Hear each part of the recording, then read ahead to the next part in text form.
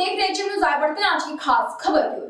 राज्यसभा में bill pass करवाना अब बीजेपी के लिए टेढ़ी खीर होने वाला है। बीजेपी और उसकी सहयोगी पार्टियों के पास अभी राज्यसभा में 114 सीटें हैं। इसमें से बीजेपी के पास 97, जेडीयू के पास 5, एआईडीएमके के पास 5, निर्दलीय के पास 1 और छोटे दलों के पास 6 सीटें। लेकिन जल्द ही यह स्थिति बदलने जा रही है।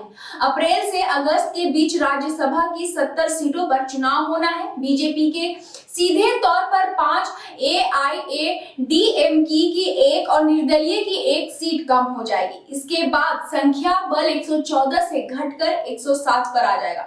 ऐसे में यदि सहयोगी दलों ने आंखें दिखाई और बीजेडी, वाईएसआर कांग्रेस का सहयोग नहीं मिला तो राज्यसभा में किसी बिल को पास करवाना बीजेपी के लिए बेहद मुश्किल हो जाएगा। इसके अलावा पंजाब, उत्तराखंड और यूपी में अगर सीटें कम आई तो राज्यसभा में बीजेपी सांसदों की संख्या और कम हो सकती है, क्योंकि इन राज्यों में राज्यसभा की 19 सीटें हैं। यहाँ की तस्वीर 10 मार्च के बाद साफ हो जाएगी। चाय की प्याली में सियासी तूफान उठकर केंद्र की अटल बिहारी वाजपेयी सरकार को एक वोट से गिराने वाले सुब्रमण्यम स्वामी भी राज्यसभा से विदा हो जाएंगे। ऐसा कहा जा रहा है कि इसके साथ ही वे बीजेपी से भी जुदा हो जाएंगे।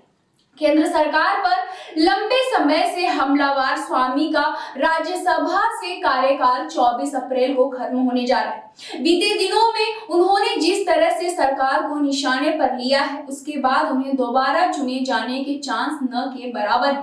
बीजेपी के टॉप सोर्सेस के मुताबिक उन्हें न ही अब नॉमिनेट किया जाएगा और न ही किसी दूसरे राज्य से राज्यसभा भेजा जाएगा।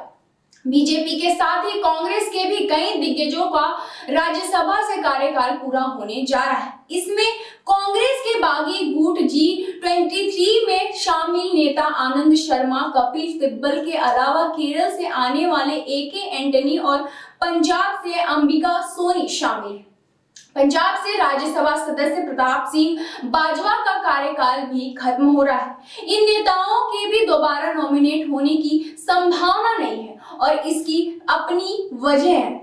यूपी, पंजाब और उत्तराखंड बीजेपी और विपक्षी पार्टियों के लिए सिर्फ विधानसभा के नजरिए से ही अहम नहीं है, बल्कि राज्यसभा के लिहाज से भी बहुत जरूरी, क्योंकि इन तीनों राज्यों के चुनाव सीधे तौर पर राज्यसभा के लिए 19 सीटों पर होने वाले चुनाव पर असर डालेंगे।